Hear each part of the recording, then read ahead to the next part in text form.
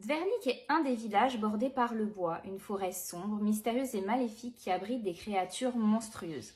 Pour s'en protéger, les villageois font appel à un sorcier surnommé le Dragon. En échange de sa protection, celui-ci choisit tous les 10 ans une jeune fille née entre octobre et novembre et l'emmène avec lui dans sa tour. Cette année, tout le monde est convaincu que son choix se portera sur Cassia, l'archétype de la fille parfaite. Mais c'est finalement Agnieszka, sa meilleure amie, qui va être choisie. J'ai commencé ce livre il y a 2-3 jours et j'en suis à peu près à 150 pages. J'avais envie de vous en toucher un premier mot. Alors tout d'abord, j'ai trouvé que l'amorce de l'intrigue avait été assez mal amenée. L'autrice, elle arrive avec ses grands sabots et elle insiste très lourdement sur le fait que c'est Cassia qui sera forcément choisie. Or, je trouve qu'en tant que lecteur, on comprend dès le départ que ce sera Agnieszka, le personnage principal, qui sera choisi. D'ailleurs, c'est également mentionné dans la 4e de couverture.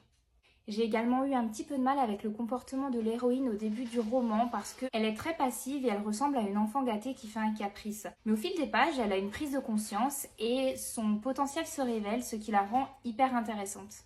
J'ai hâte de lire la suite et surtout de comprendre ce qu'il se passe dans ce fameux bois.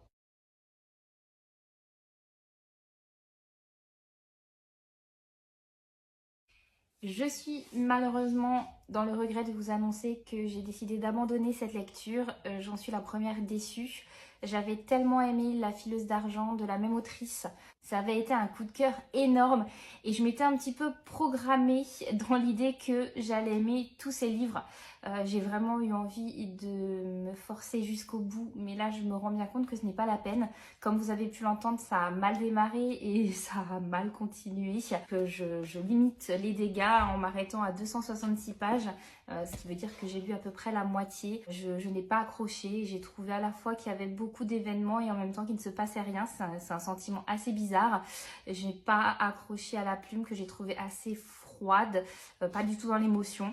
Bref, ce n'est pour le coup pas un livre que je vous conseille. Et puis finalement, c'est une dernière lecture pour clore le Pumpkin Autumn Challenge qui me laisse un goût un petit peu amer, mais c'est pas grave, on va continuer avec désormais les lectures du Cold Winter Challenge et je suis sûre que je vais faire d'autres superbes lectures